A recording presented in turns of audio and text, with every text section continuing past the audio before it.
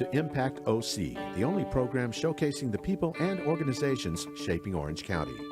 With your host, Don Camber.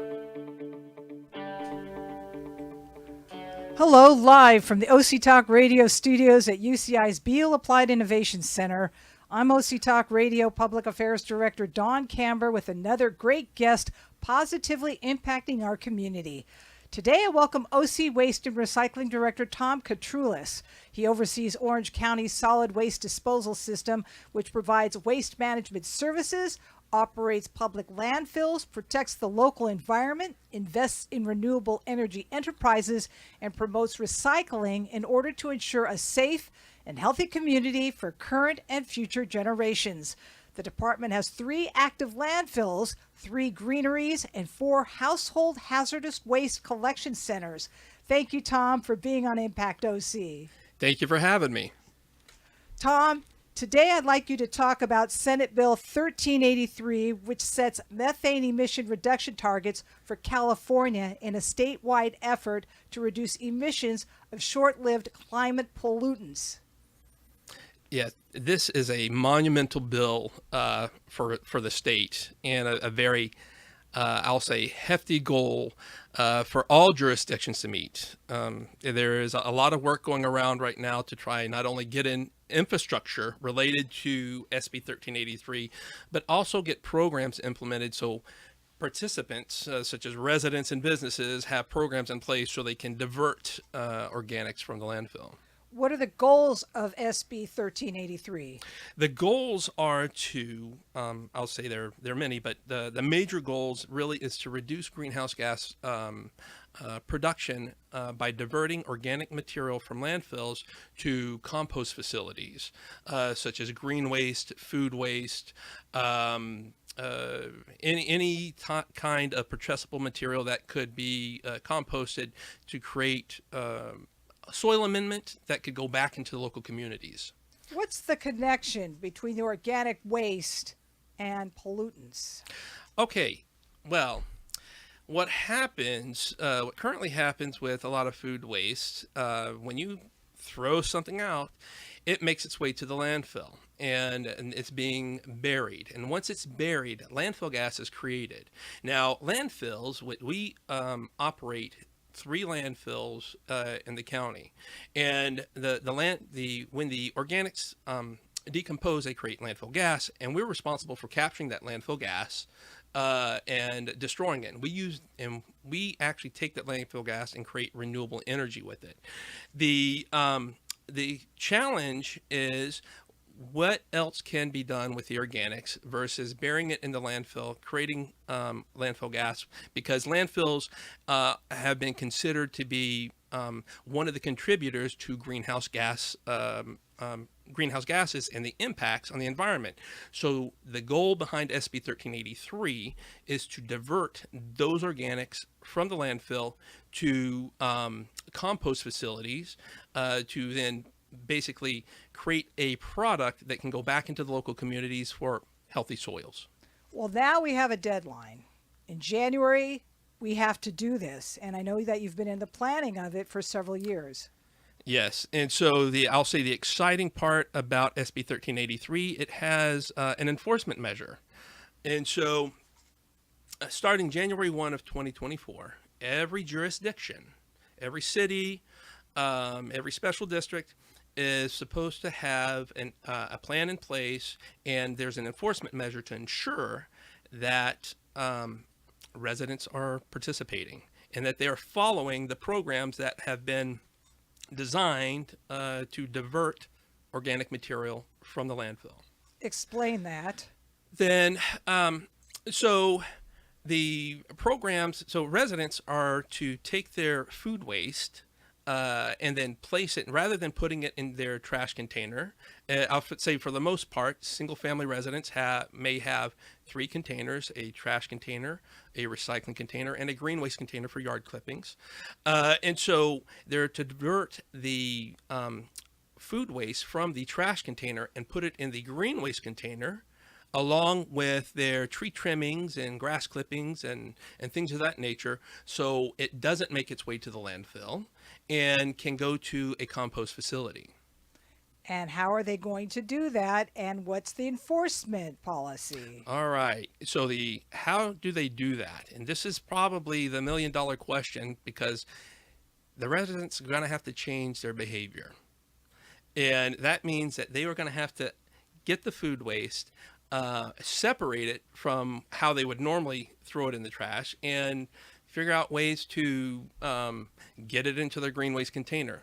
There's one, I'll say there's a method that's been provided where you get a little pail or a bucket. You put it under your sink or on your kitchen counter. So as you prepare the meal, you can separate your food scraps, put it in the container, and then use that container to transport that material to your green waste container. Explain what organic waste is, and I want you to go through a full list. A full list. Okay. Organic waste is going to be anything, I'll say that, that could decompose and is putrescible, such as organic material, such as leaves, branches, tree trimming, grass clippings, your banana peel, your apple core, your half-eaten sandwich. Let's see, um, uh, if Your you, pizza. your pizza, right? And parts of your pizza box. I was going to say even your contaminated pizza box or soiled papers, right? That falls into the organic spectrum. And it also includes your tea bags, Oh yeah, tea bags, coffee grounds, your meat, your meats, your bones. poultry, yes. What shouldn't go in there? Can kitty litter go in there? Kitty litter should not be going in there, nor should your pet waste. That should go into your trash container, because what happens is once that food waste makes it into the green container, it goes to the compost facility. The kitty litter or let's see, your dog poop, right, is going to be considered a contaminant, and because the composters do not want that in their in the compost, that needs to go into your trash container. Talk about the consequences of not compliance. All right, so under SB 1383 for non-compliance, there is a provision that every jurisdiction is required, number one, to go out and inspect, do what's called a lid flip. Number two, if they discover that you're out of compliance, then they are required to issue a notice of violation. That notice of violation can come with a fine associated with it, based off of what ordinance that city has adopted. And so, in particularly, residents and businesses can receive a fine from the jurisdiction for noncompliance. This is what's required under SB 1383. And how it works is that if the cities are not out inspecting and taking a look, and they have, they could use a contractor, they could use their hauler. If they're not doing that, then ultimately the enforcement falls back onto the cities for noncompliance through Cal Recycle. Cal Recycle is the agency that basically creates all the legislation and regulations around waste and recycling. They're also the enforcement measure behind it. And so Cal Recycle would then impose fines on the jurisdictions and for non-compliance, for not going out, inspecting, and making sure that residents and businesses are participating. Talk about the department's 3 greeneries, which is very much part of this equation. Now, I'm excited about this one, very excited about it. This has been a labor of love for myself and the team. We have 3 greeneries right now that are permitted, and we are ramping up operations. Those greeneries are co-located at our landfills, and we started this process about 5 years ago, 5-6 years ago, and have received permits for all of them. And right now, we have one located in San Juan Capistrano it's the Bee Canyon Greenery. We have one in Irvine San Juan Capistrano is Capistrano Greenery. Irvine is the Bee Canyon Greenery. and in the city of Brea, we have the Valencia Greenery. And so we are permitted right now to receive residential green waste that's already been chipped and ground. And I'll say as an agency, we were receiving that before.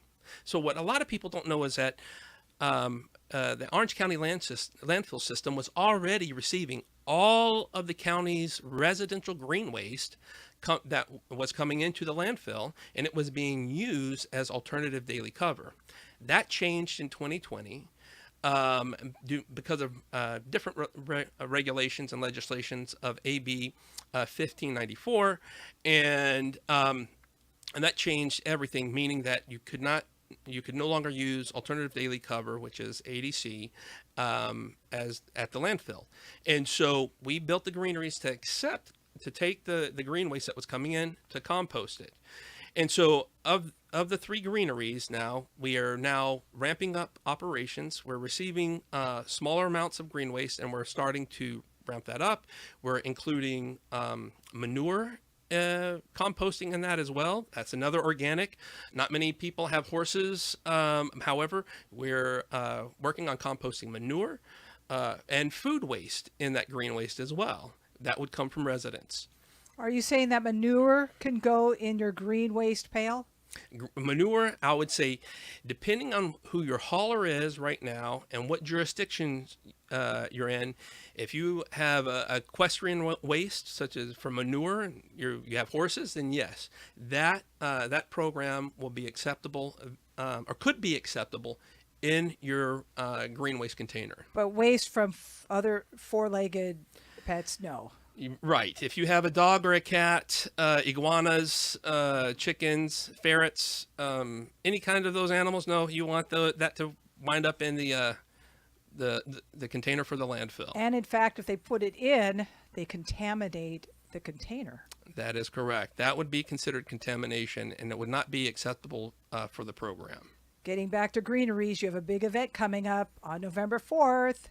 Yes, and this is for all Orange County residents, November 4th. At each of our greeneries, we have a free compost giveaway. And so to share with all the residents, and the compost that we produce is STA certified by the U.S. Compost Council, which has the seal of testing assurance.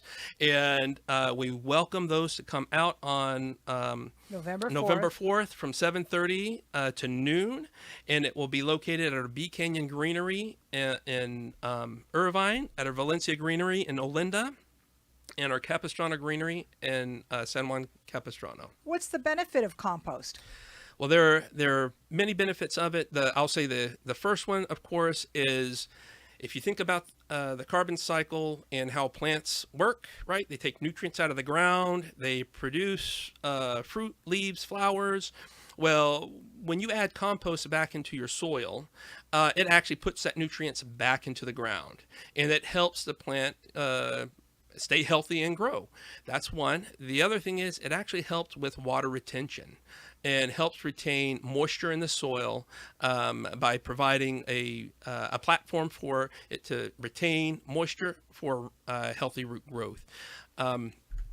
Compost is also used to help prevent soil erosion. You can take it and it can help prevent soil erosion in projects. And so, and guess what?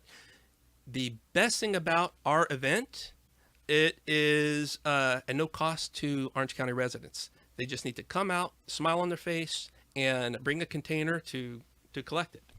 Talk about the renewable energy program. We have at our landfills, we collect and manage landfill gas, which is a highly regulated process, and we take that landfill gas and then convert it to energy. We have energy partners that then we'll put it out on the grid, and right now we have a power purchase agreement with the city of Anaheim, and we're taking the landfill gas rather than flaring it, because the standard is really to take landfill gas, you have to destroy it. We have flares on site, but then we take it and we put it through internal combustion engines that run a turbine that create electricity and put it back out on the grid. And it's roughly enough electricity to power about 25,000 homes. in Irvine, and I think it's about 23,000 homes in Brea. Now, we all had to adjust once upon a time to recycling newspapers and cans and that kind of thing to reduce space at landfills. By having organic waste diverted, will that make a big impact on the landfills? Well, I would say what the organic waste, that volume represents is organic waste is roughly almost 50% of the waste coming in to the landfills today. And so if we're able to divert, and the standard is to divert 75% of that material under SB 1383 by the year 2025. And so the goal is to, if we divert that, it will definitely save on not only landfill airspace, but also it will create increased compost for use in the local communities. Explain who people need to go to if they have more questions, namely their landfill.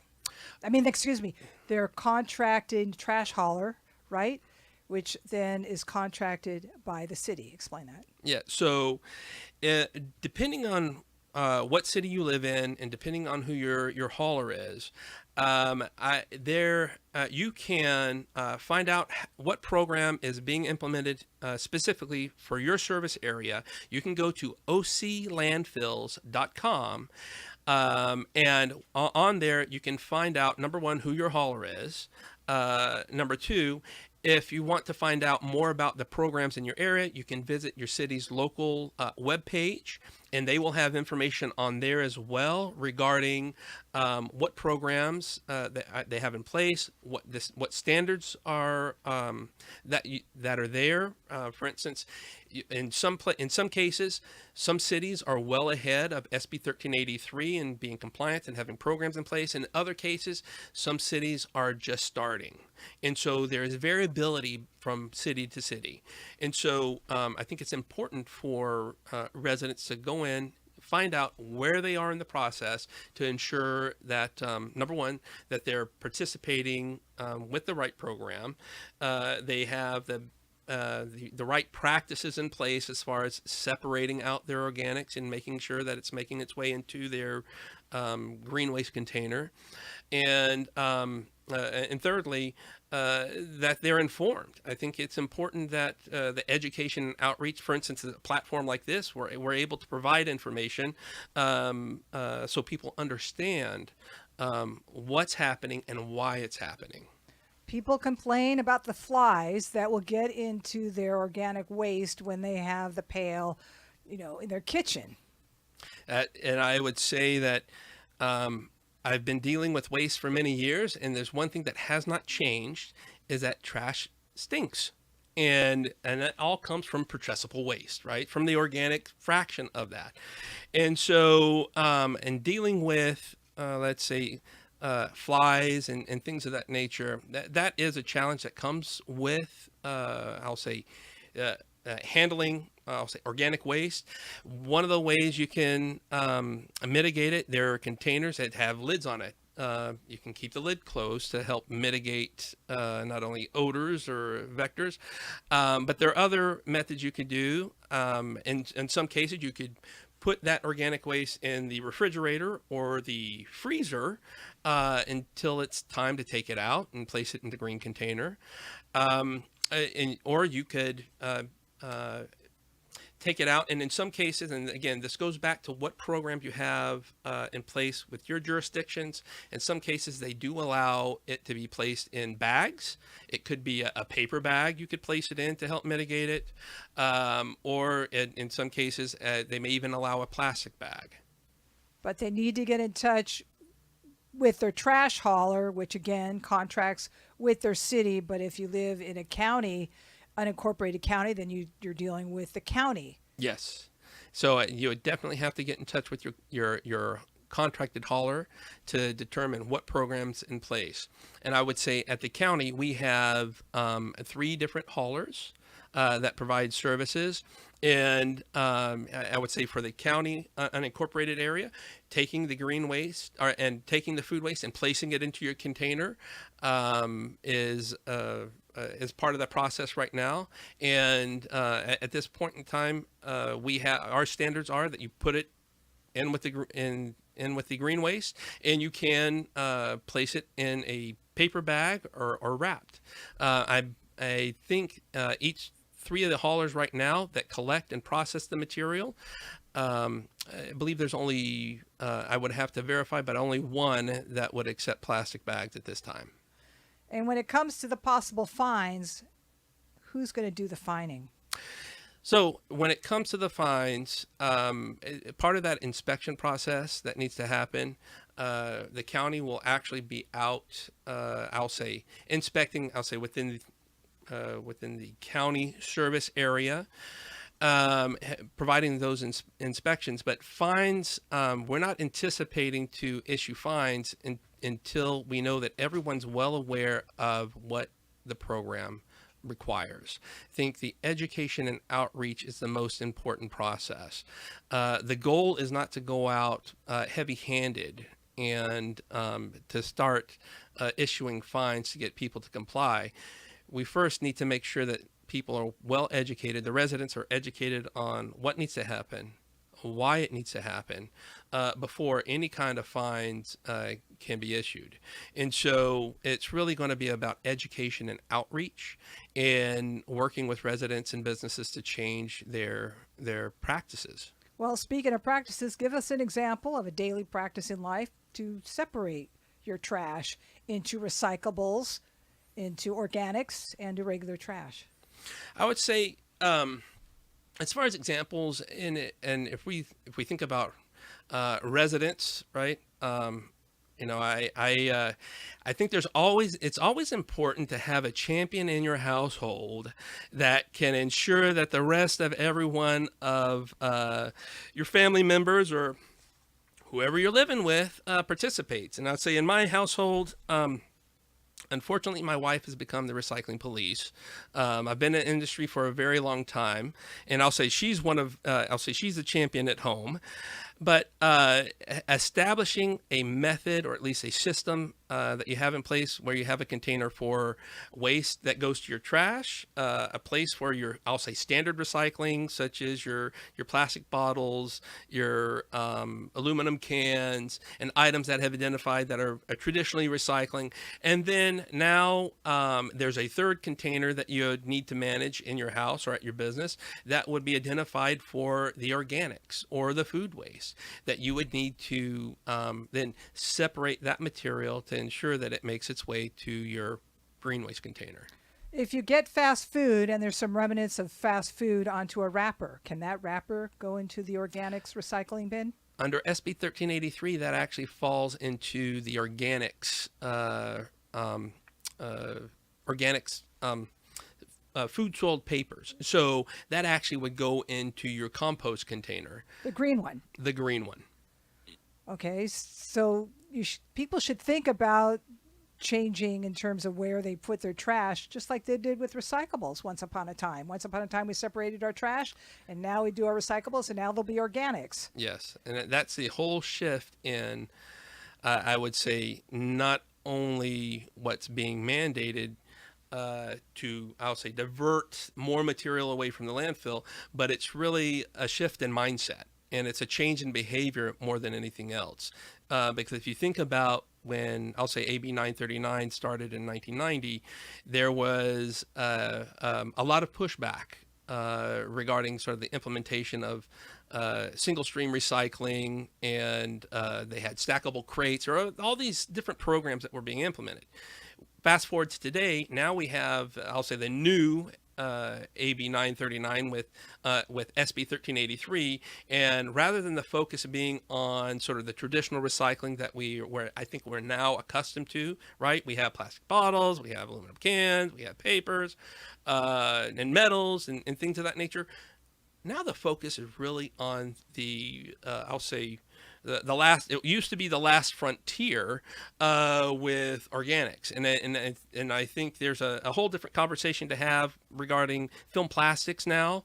But the focus really on SB 1383 is the organics with food waste, putrescible waste, making its way to the landfill. And there's one thing we didn't touch on that I want to mention is edible food recovery. Go ahead.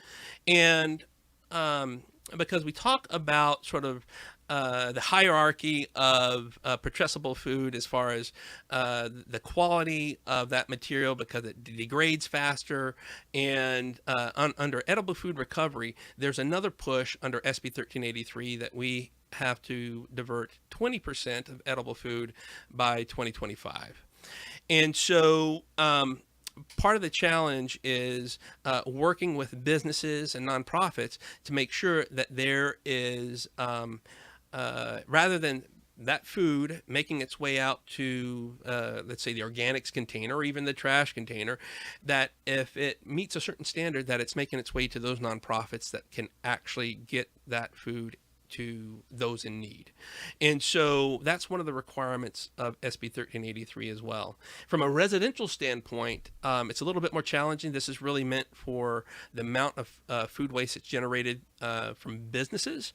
But from a business perspective, these are also part of the requirements to ensure that businesses actually have agreements in place if they have food permits and they're generating food waste, that they have a means and method in order to, I'll say, redirect food that could be consumed versus throwing it away. Sounds to me like they should connect with some nonprofits so that if they have a bunch of hamburgers that are still good, they Yes. could be diverted to an organization with homeless people. Yes, and and I would say one of the organizations we've worked with, and there's several. Abound Food Care is one. I would say I'll give a shout out to South County Outreach as another. And then, of course, you have, I'll say, larger food banks such as Second Harvest Food Bank that's out there as well. But from the business's standpoint, being able to establish a process, and this is also part of SB 1383 requirements of the cities, that they're working with their businesses, their restaurants and grocery stores and let's say catering companies, that they actually have contracts in place and a method in place in order to get edible food to those nonprofits to then get it out into the community. Well, this all goes into effect in terms of the organics in January. How long do you think it'll take for people to really feel comfortable with it? You know what? If you think about, I'll say, was it the law of innovation, right? You have innovators that are, what are that, the 1 to 3% or 1 to 5% that embrace it up front and are very passionate about it. And then you have the early adopters that take it on. So you got about 5% to 35 to 40% that then adopt it. And then you have the late adopters.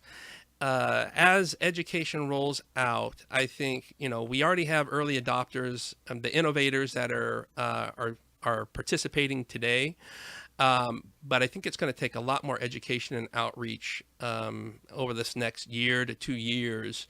And I don't think it's going to happen as fast as maybe we need it to happen related to the compliance aspect of it, because the variability of from one jurisdiction to the next. And so I think it's going to take a year or two to actually see some kind of impact related to participation. And that's only going to come through education, outreach, and then eventually the enforcement methods. Thank you, OC Waste and Recycling Director Tom Katroulis, for being on Impact OC.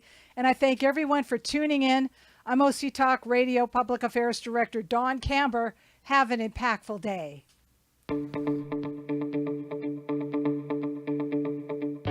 You've been listening to Impact OC, the only program showcasing the people and organizations shaping our community.